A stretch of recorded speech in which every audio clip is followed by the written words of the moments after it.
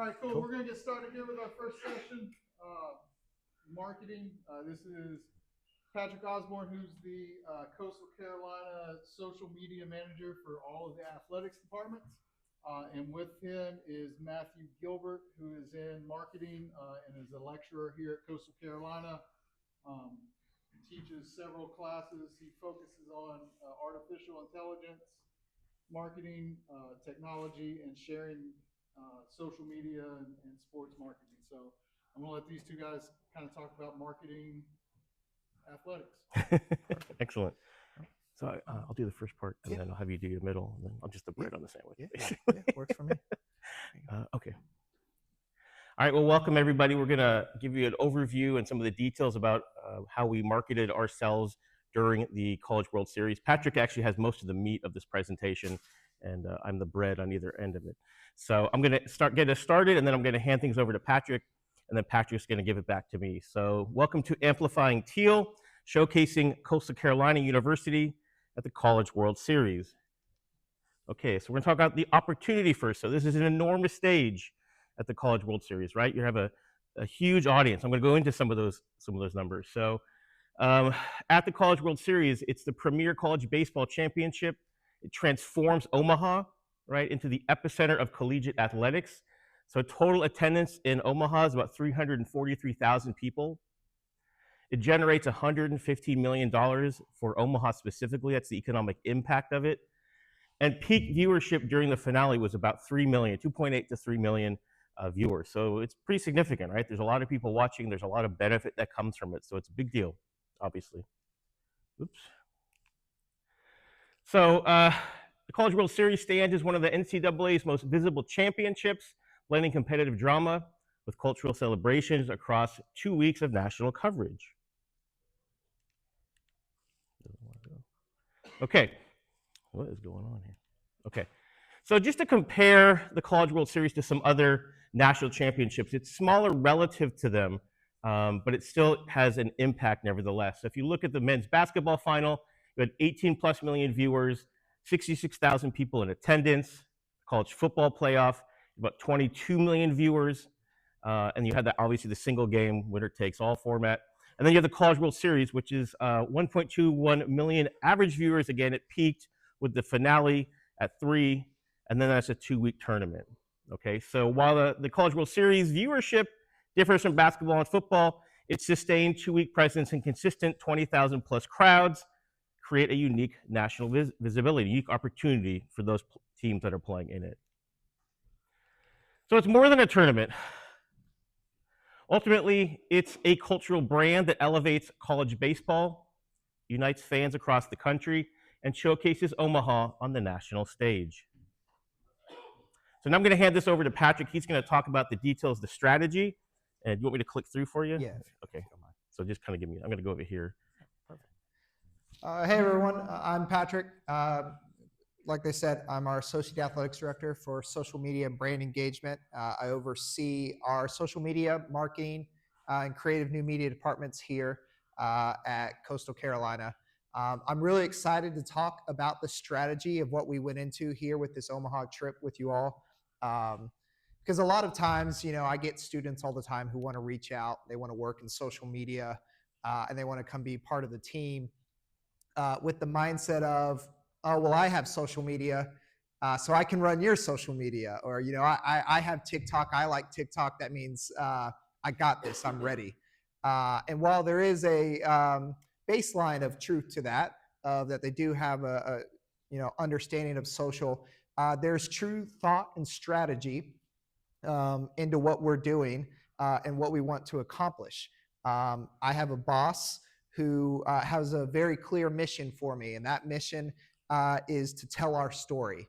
And we'll kind of talk about that here in the strategy of what we were wanting to do.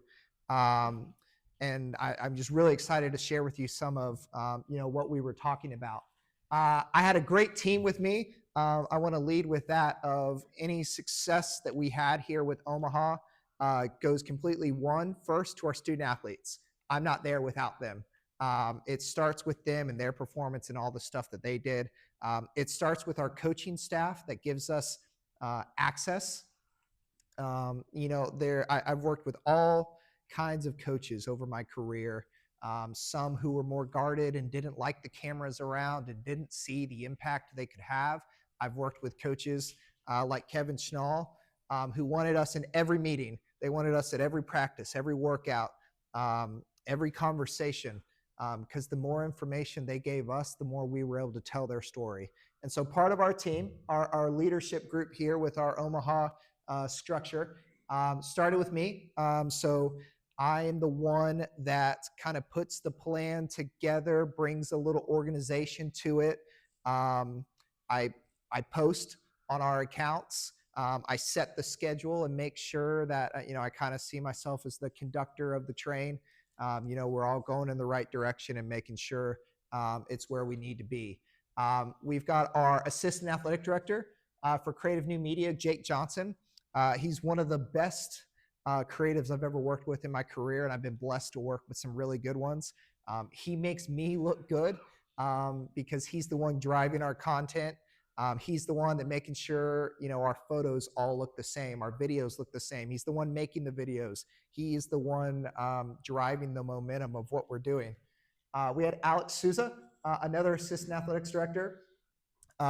He is not on the social media side, and his day job, he's more on the broadcast and technology side.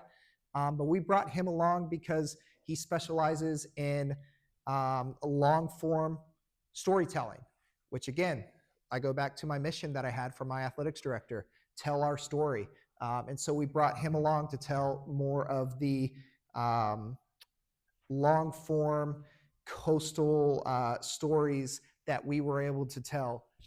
And with these guys, we had Josh Whitlow, who is our only other full-time creative for the athletics side here at Coastal Carolina. He is similar to Jake. He goes back and forth between making photos and videos.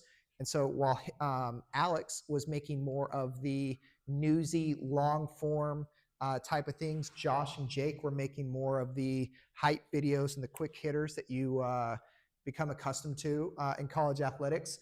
We had Sam Wiederhap. He, you might recognize his voice or his name. He calls a bunch of our games on ESPN Plus, as well as he works in our communications department. So we brought him along to be our on-camera personality. It gave us the option to do our own interviews. It gave us the opportunity to put a voice behind the story that we're telling. Because a combination of him and Alex on the trip, while we appreciate everything that our local media outlets do and our national and our regional, and there's always a place for them, we didn't want to rely on others to get our message out.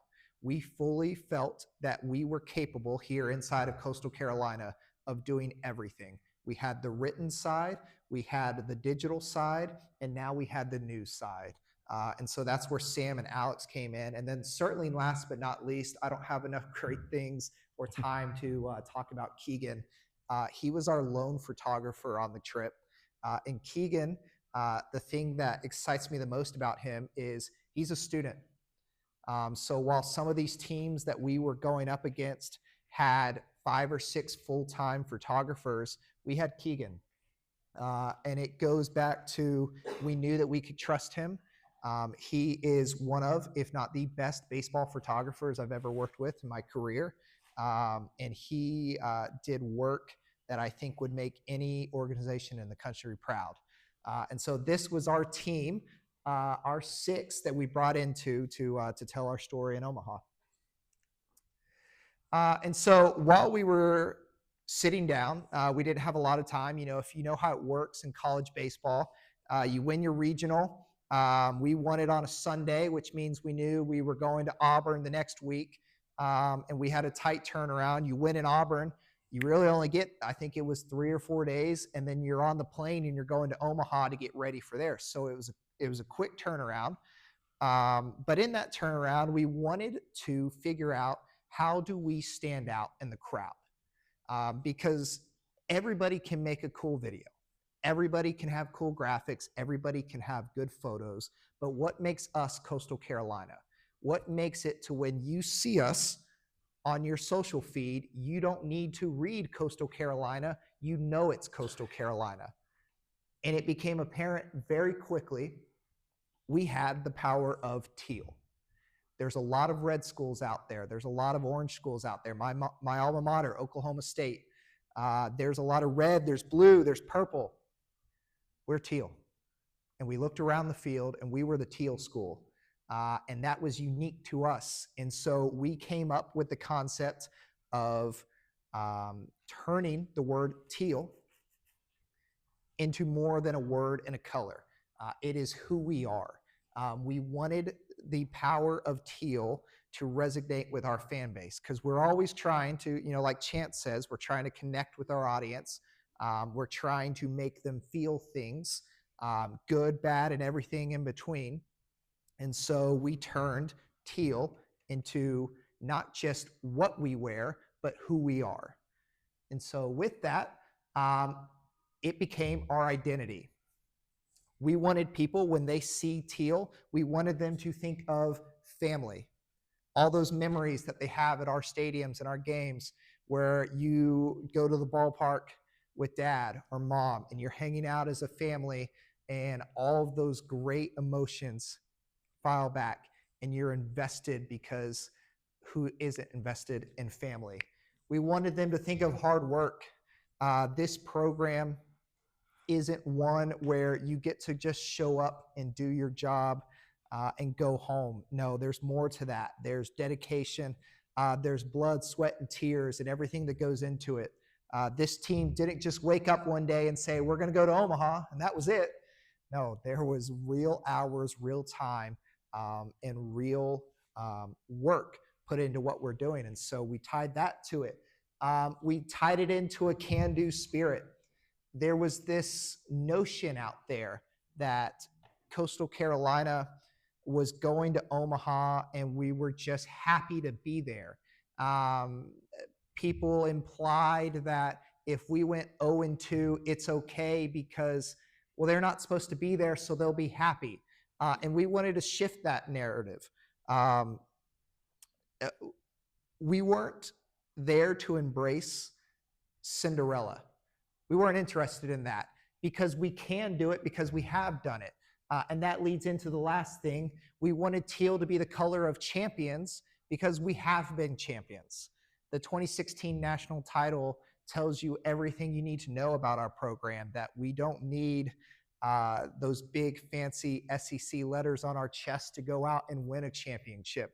We can win it right here in Conway, South Carolina. And so that's where it all tied together, that teal is who we are. And so when we approached our content, we tried to make sure as much as possible everything came back to the color teal, and it ended up coming together quite nicely.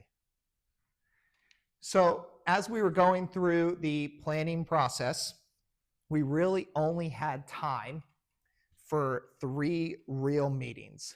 And the first was with our senior leadership group. It wasn't tied just to social media. It was more so about the trip as a whole. Who's going on the trip? What do we need? Which hotel are we staying at? When's the plane leave? What time's dinner?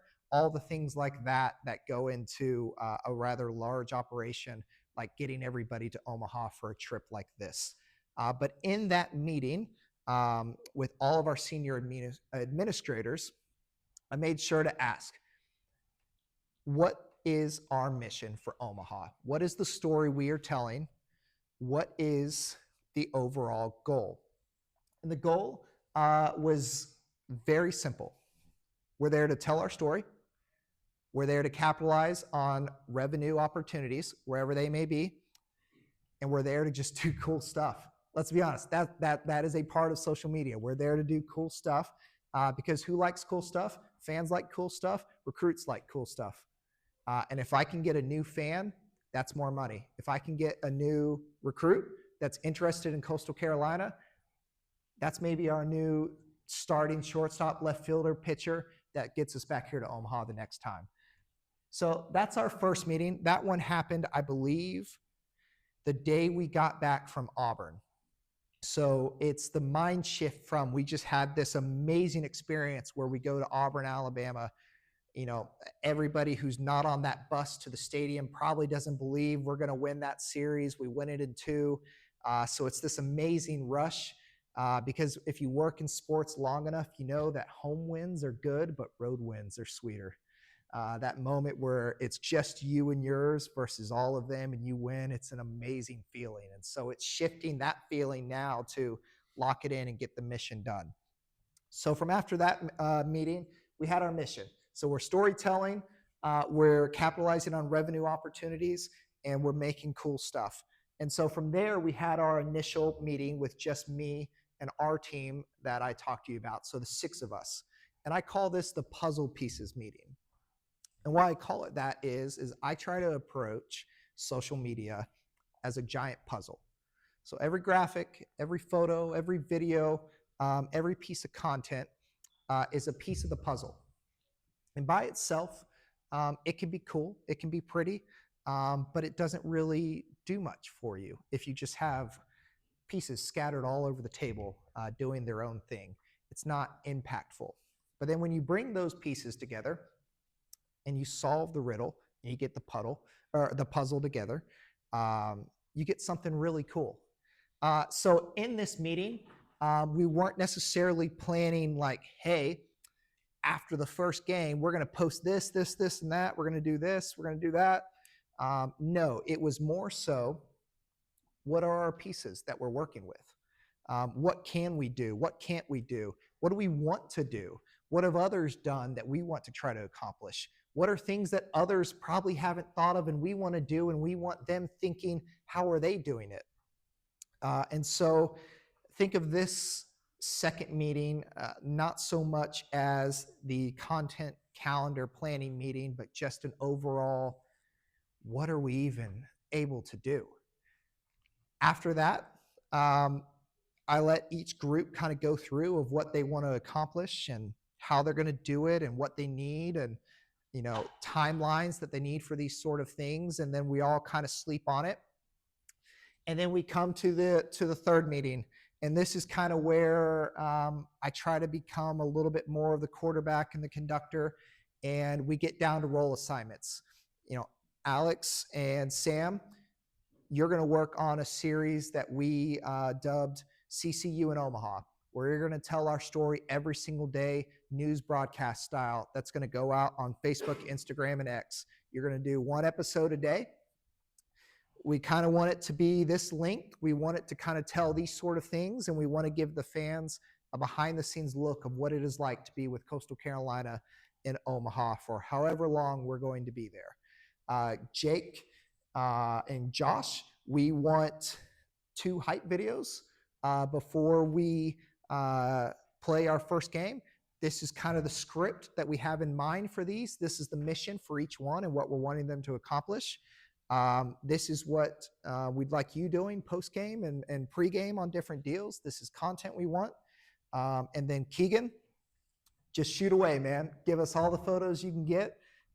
Capture everything. Nothing's too big, too small. And then it kind of comes together from there.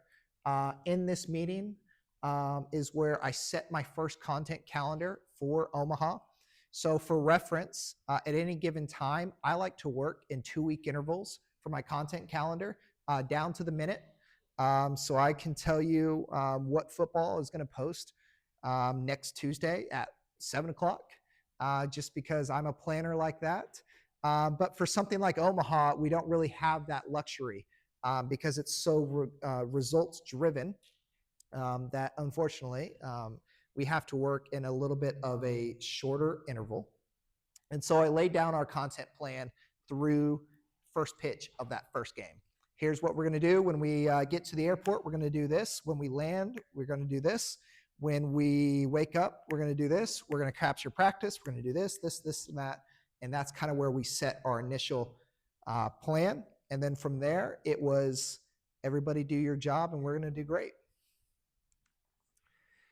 So kind of talked about it in there, but these were the puzzle pieces that we were working with.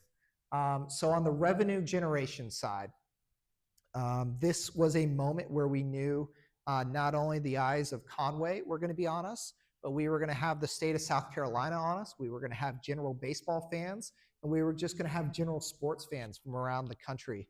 And so part of the revenue that we were looking to capitalize on, while everyone is happy about baseball, we went ahead and made season ticket deposits for the next year available.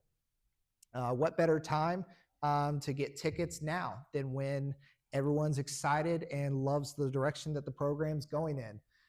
We had links going out every day for how to get new gear, whether it be specific gear to Omaha, whether it be general Coastal Carolina baseball gear, whether it be donate to the program, whatever it was, we had different gear and donation links going out every day.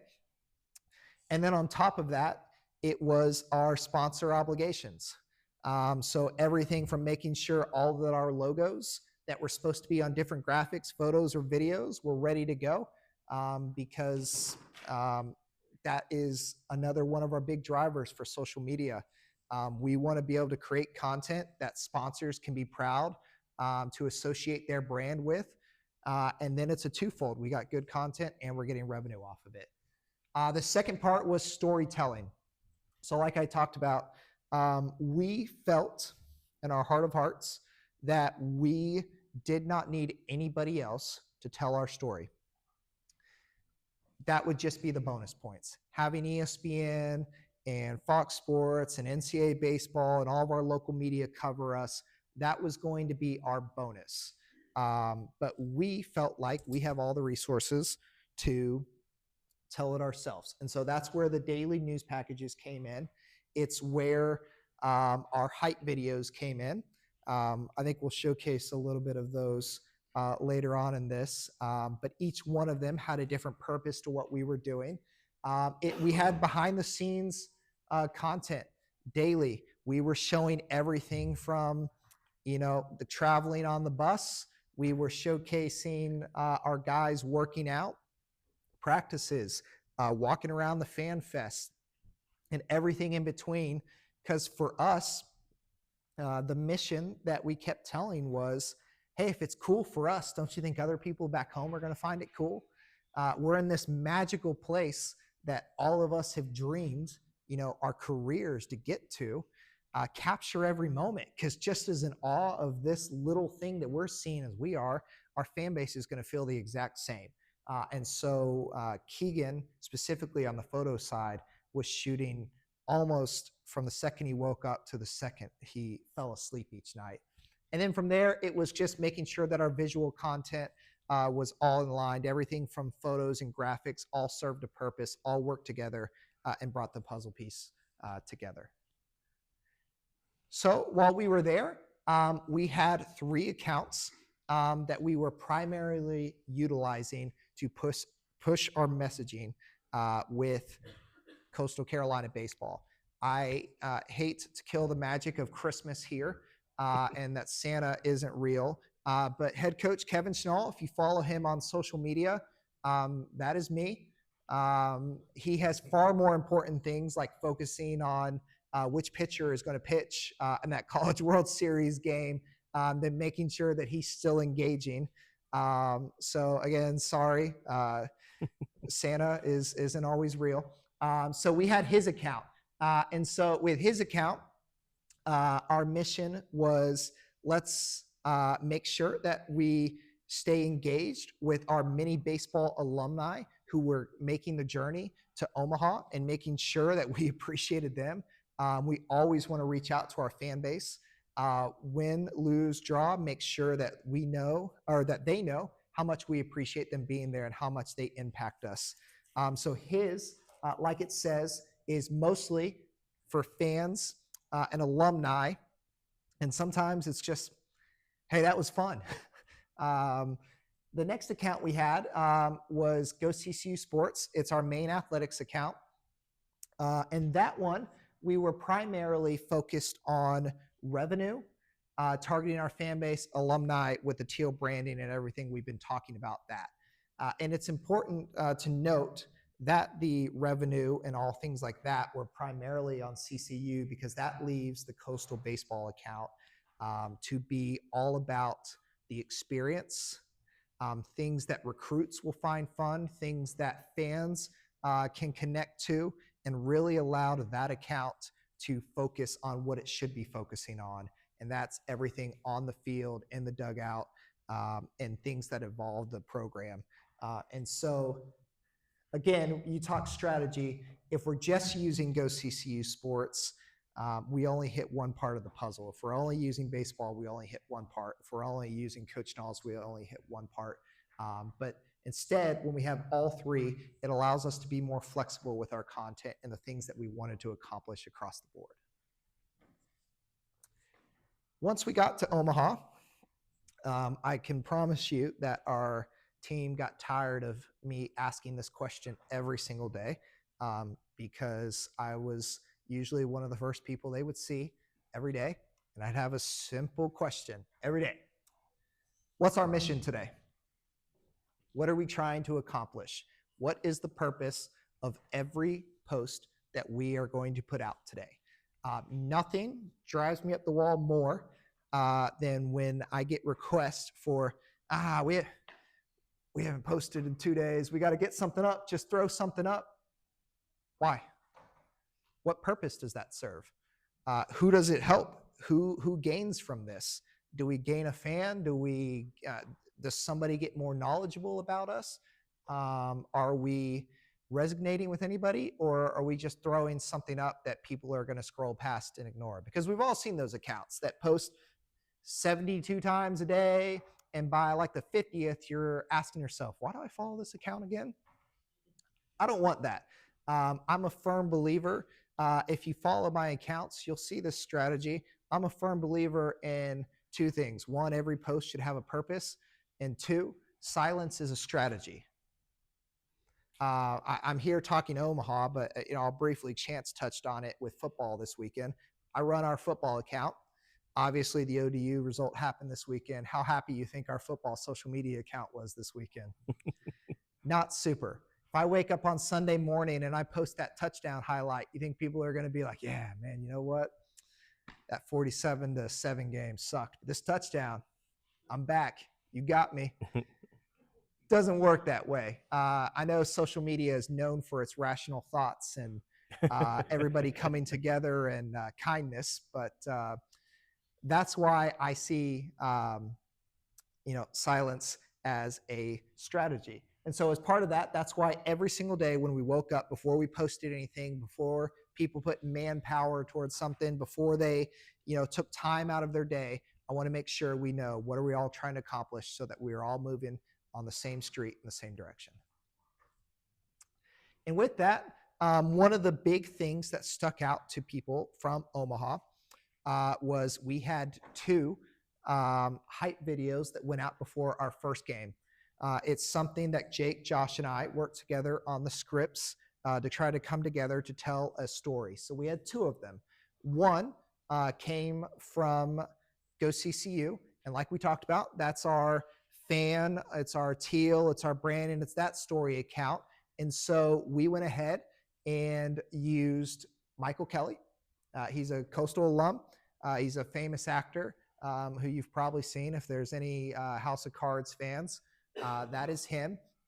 And so he and his video, we really got to dive into the actual storytelling of Teal and all of the words that we went back to. We really got to resonate in that video with him. And then the second video that we did was one of our former players, Woody Woodall. And this got to highlight the team history and the legacy and the can-do spirit and everything. So it still ties back to Teal and everything that we were trying to accomplish in a different way. And then later on, because we were really feeling ourselves, and we're like, you know what? We got time for a third. We did a third hype video prior to the LSU Championship Series. And at this point, we had already done, I believe, 5 dating back to the regional games. So we're trying to think, who haven't we used? Who could be impactful? Who's going to have their name pop up on the screen, and our fan base is going to be like, yeah, okay, I'm ready. We're going to beat LSU. And we thought, you know what? there's a coach with Coastal Carolina ties with a national title who we haven't used yet. Who better to tell our story of what a national title would mean to us than the guy who brought us our national title? And so that's where we were lucky enough to get head coach Gary Gilmore to highlight our championship series video. Can we play it? Yeah. Okay. Yeah, please. Forever. All future time. For always. Lasting. Permanent. Forever isn't erased. It's passed down. From generation to generation. It's enshrined. It becomes larger than life. There's a catch. Forever isn't just given out. None. Forever is earned. Forever takes time. Hard work. Dedication. You must be selfless. With a relentless attitude. You have to own forever. Tonight, the greatest show on earth will shine bright, with everyone tuning in to see the answer to one simple question.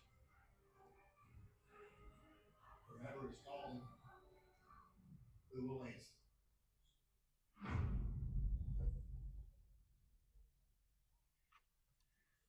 Yeah, so like I said, that was our last hype video. So that was our last big hoorah before our LSU series. And it kind of touched on some of the things that, I keep going back to of I'm a big believer in using words and then branching off of a singular word. It's kind of a cheesy thing I do. I'm a cheesy guy. I can't help it. And I really love the word forever. And so, as you could tell, that was the central compass of this video. It's easy to say that, anybody can make a script off of, it's the national title, get excited, rah, rah, this is amazing. But what does that national title mean? That national title means forever. It means your team's going to be remembered forever. It means this moment's going to be remembered forever. 50 years from now, when your children are sitting with their grandchildren and they're talking about, man, I'll tell you what, this game was fun. But back in 2025, Coastal Baseball, they took on LSU and they won this national title, which ultimately, obviously, didn't end up happening. But those sort of things last forever. And so I really liked how we were able to bring that together to have one last impactful piece before the series started. We talked about it a little bit. This piece of content that we ended up having in Omaha worked out so much better than even those of us in the room who came up with it could have even imagined. We did this series called CCU in Omaha. Again, little play on words. We like to do it here at Coastal Carolina. It's not CU Saturday, it's CCU Saturday. And so this was another one of our little cheesy play on words, just because I can't help myself. I laugh, I make myself laugh, I'm sorry. But this series was supposed to be newsy, fun, but newsy. Think of it as, that package that you see on your 6 o'clock news every night. At least I do. I don't know if everybody still watches the 6 o'clock news. I do. And this was supposed to be that. And instead, it took a life of its own, where players ended up wanting to run the interviews themselves. We ended up sending Sam out into Omaha, and we had him do the guess your speed pitch thing. We had him trying random food.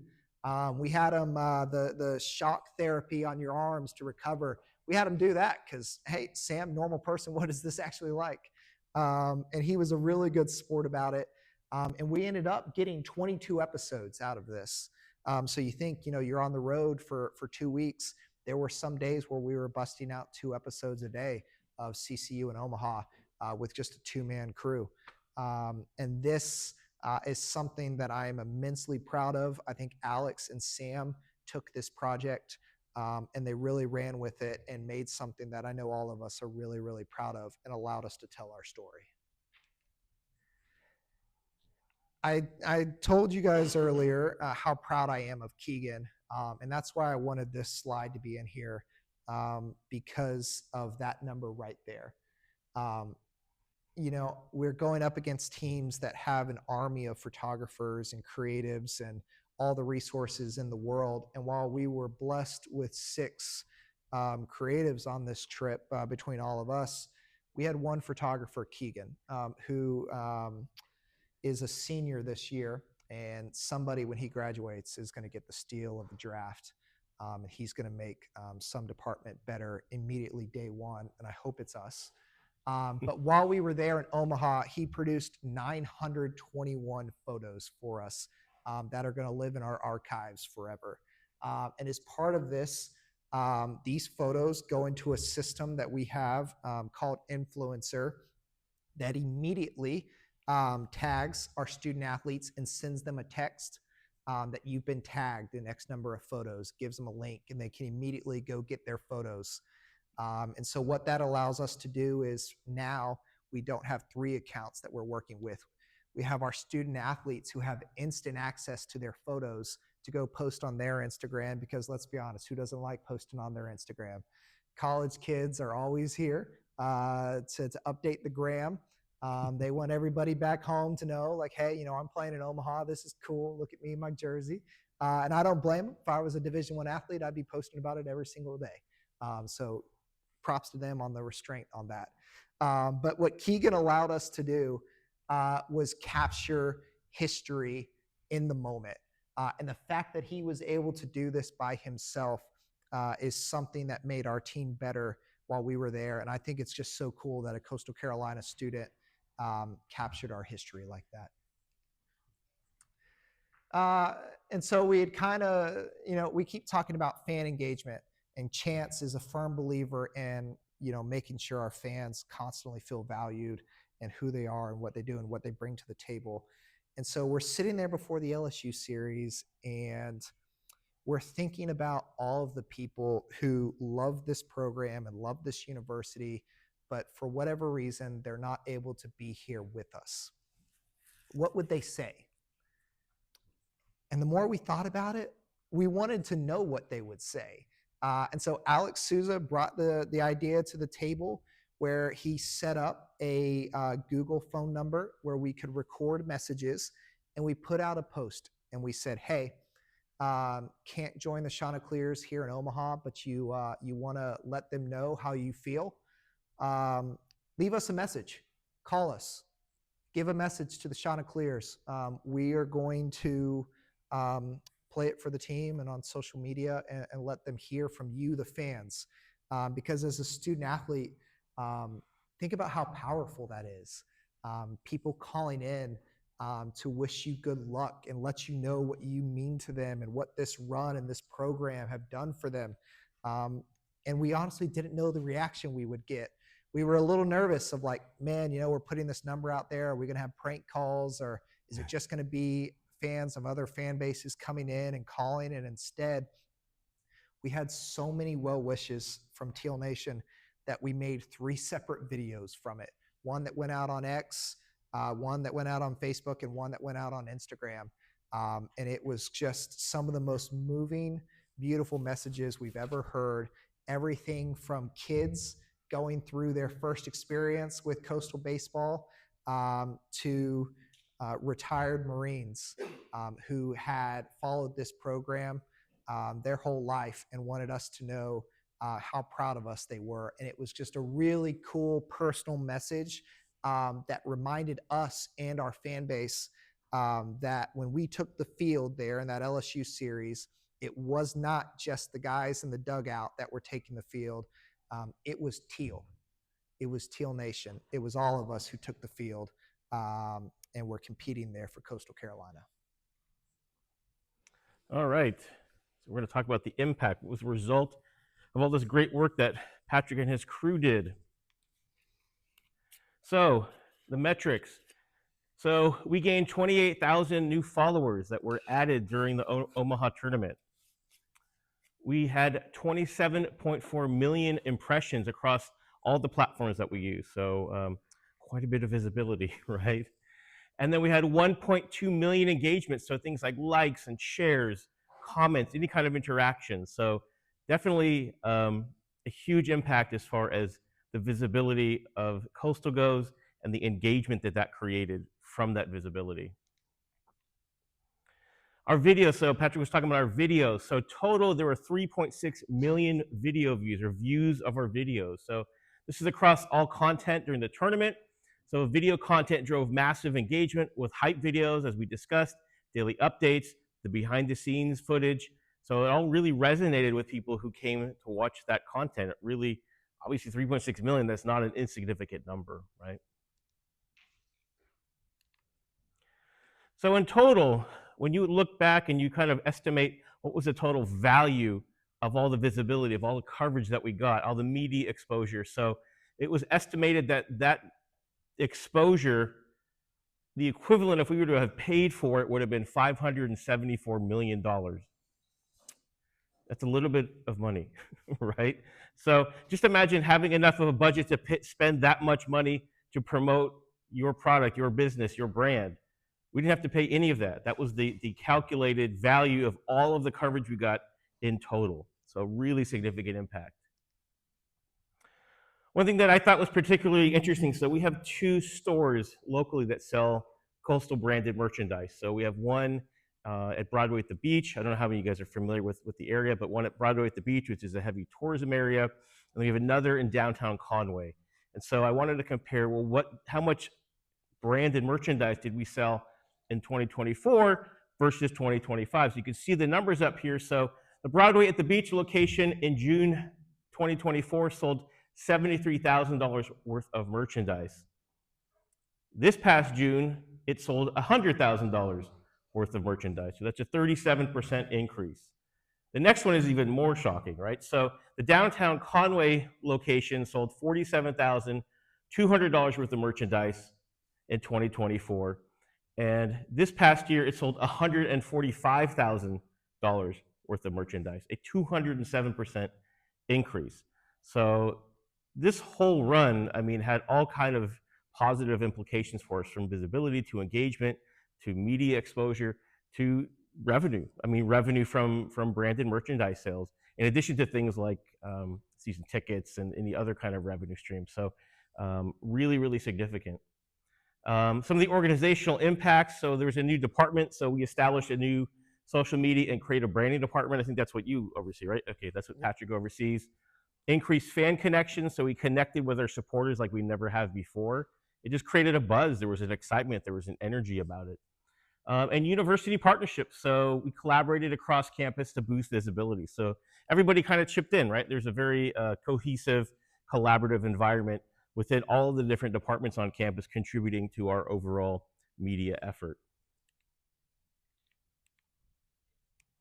Oops.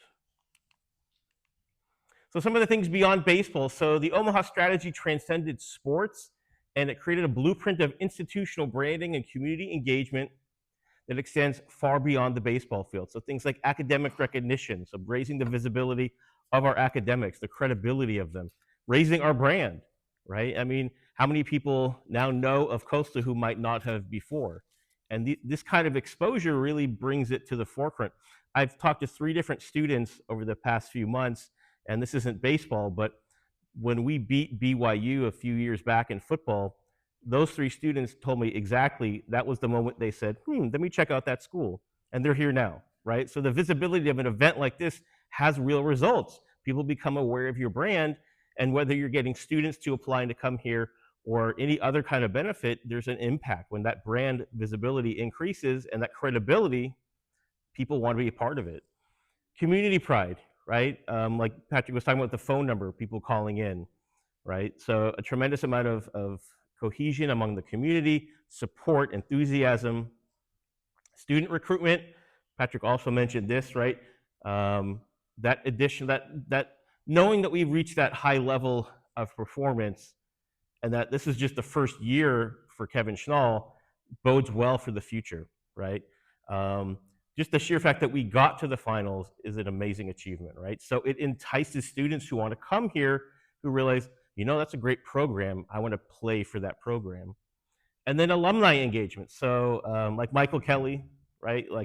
He's just obviously one person that we used for a video, but alumni got involved. Alumni participated. People came to the games, right? What was the one? What was the attendance? There was one game. I forget what it was. It was like the biggest attendance ever. I forget. That was the first game of the LSU series. The first game of the LSU series, right? So incredible support from alumni and fans, and just people traveling from far and wide to be part of either the regional here or wherever else we wind up playing. So the legacy. So it started as a color strategy with Teal, became a movement. So Coastal proved that with creativity, planning, and authentic storytelling, any program can amplify their voice on the national stage. So in the sea of colors, Teal stood alone. In a field of stories, ours resonated the loudest. Thank you.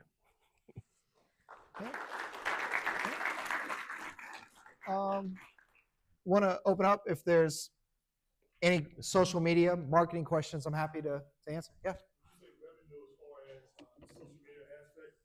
They cut you a check, or how does that work? They give y'all the schools or check for so many views or something like that? Yeah. So revenue that I'm looking to drive is when I talk revenue, it is everything from people going and buying gear through links that I post on our accounts. It's people getting the message out that you can donate to baseball. It is getting sponsors to, everything from sponsor our game day graphic to our hype videos to everything in between. So while it necessarily doesn't come to my department directly, I generate revenue for the athletics department. For me, revenue comes from tracking the clicks and everything of following that people followed our links to get to where we're going, and making sure that they're even aware that, hey, there's this cool Omaha hat, go get it. Or, hey, like this is, if you want to donate to baseball, this is how you do it. This is the process. Or, hey, season tickets are on sale now. So for me, when I talk revenue, that's what revenue for me looks like. Yep. Yeah. You talked about having 3 different accounts and even across platforms posting different things on each thing. Mhm. How do you get people to do the crossover, like know that you have different accounts and having them want to engage in those different accounts? Yeah, so a lot of what I'm doing is me retweeting myself from other accounts or sharing from other accounts or accepting collabs of things that I just posted, because the accounts all work together as a whole. So while I may post something from Go CCU, I'm immediately going to Coach Schnall's account and retweeting. I'm immediately going to baseball and retweeting or sharing or whatever the next lingo will be on the next account that we get. I sounded very old there. That's okay. But it's all about just amplifying each account from different accounts, and figuring out what works best on that account and that platform. Because you have to get platform specific as well. Because for Instagram, is anybody really the target audience for Instagram? Are they really watching a 12-minute video on there? Probably not. But our Facebook audience tends to be a bit older. They'll watch those documentaries. They'll watch a little bit of the older stuff. They'll go click on the revenue links. They'll go buy the gear and do all things like that. X is kind of our wild card where we get to be a little bit of both. We can be a little bit more edgy and out there. We like to keep receipts on accounts or on our X account, and we talk crap on our X. I'll say it. We do. That's our account where we're out there a little bit more, and we have fun with that sort of stuff. And then Instagram for me is all about pretty and selling and showing that, hey, by the way, I got a really cool baseball stadium that's 10 minutes from the beach. So that's kind of how they all, it's really about just being sure to go through and make sure that they're all are still talking about the other accounts. Everything from just when I talk about Coach Schnall on the baseball account, still adding him and still tagging him, still collabing, so that people say, oh, like, okay, there's Coach Nall, like, I'm going to follow him too.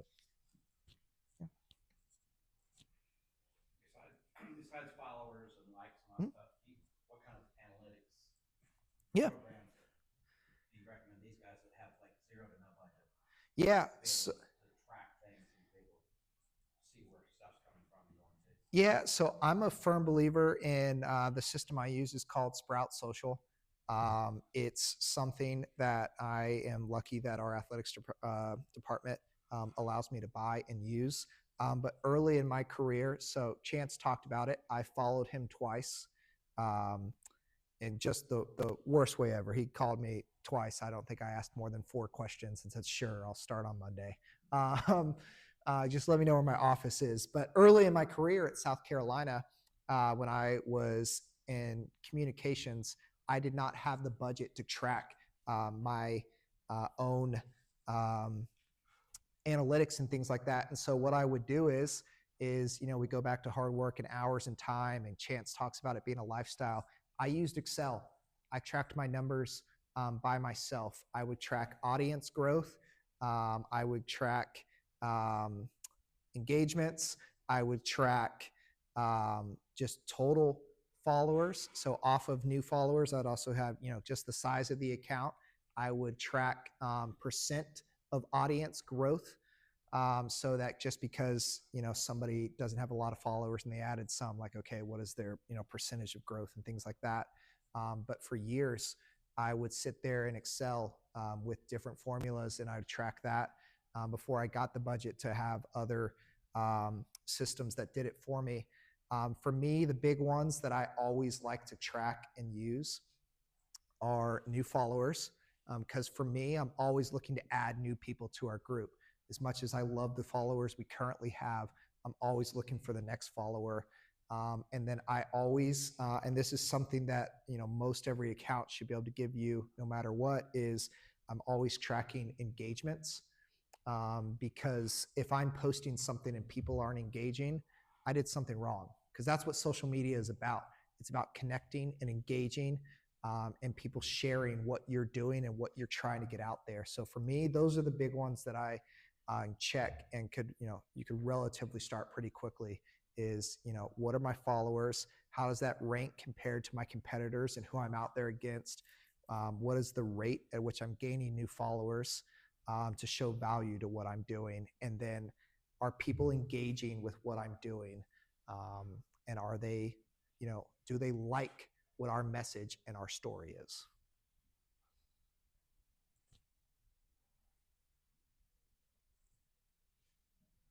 Anything else? Anybody want to know what it's like to run a football account after you lose 47-7?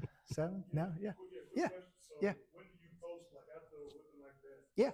When do you post the next thing that you got? Yeah, that's a great question. I have a built-in next post.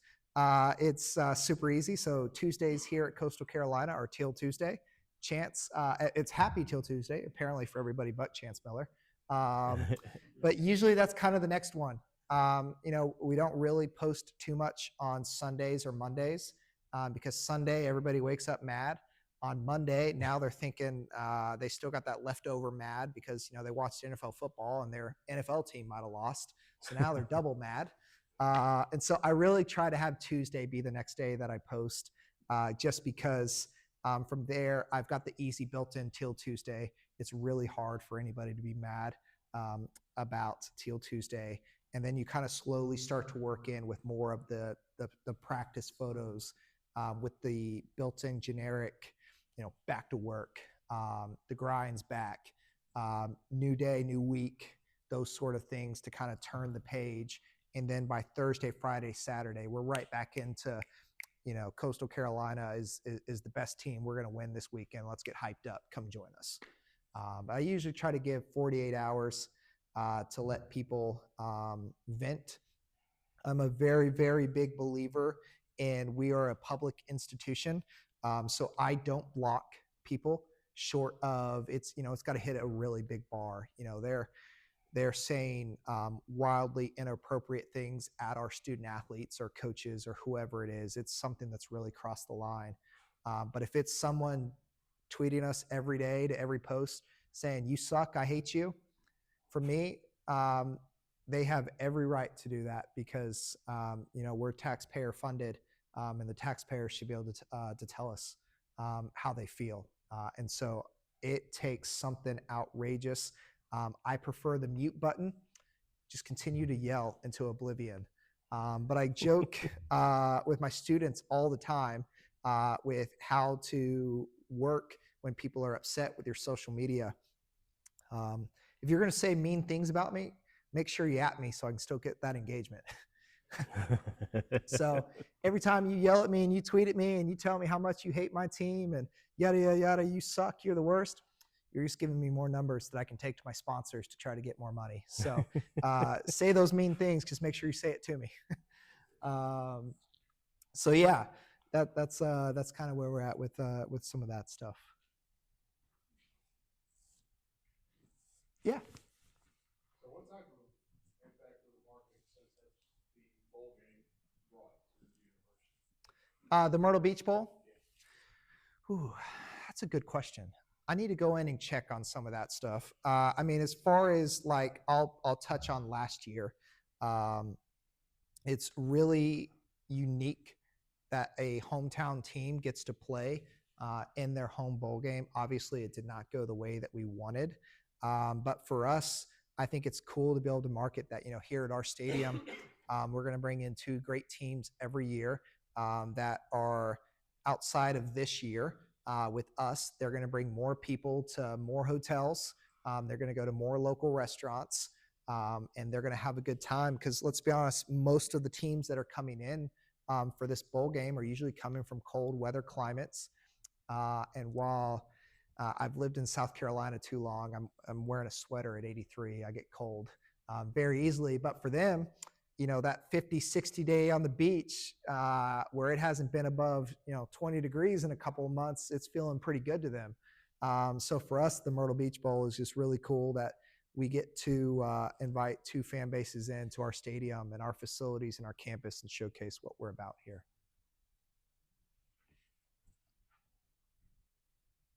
Anything else? Any reason why you guys are not on TikTok? Can I give a really simple answer to that? I'm not good at the platform. It wasn't here before I got here. And for me, it's a bit of a resources battle as well, as far as when I first got here, a big part of what I was trying to do was bring all of our accounts into one look and one feel and one brand. Because before I was here, there was no social media position. And so the basketball account had its own look over here, and baseball was over there, and football was over there.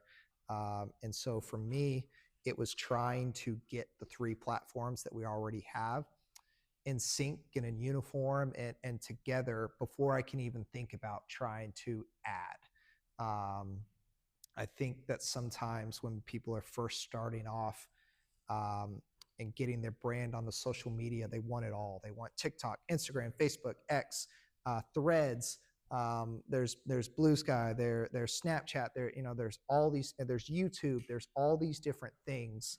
And instead of getting really good at what they have and finishing the product and putting something they're proud of, they try to do everything, and then in return, they don't get the output they want on any of the accounts.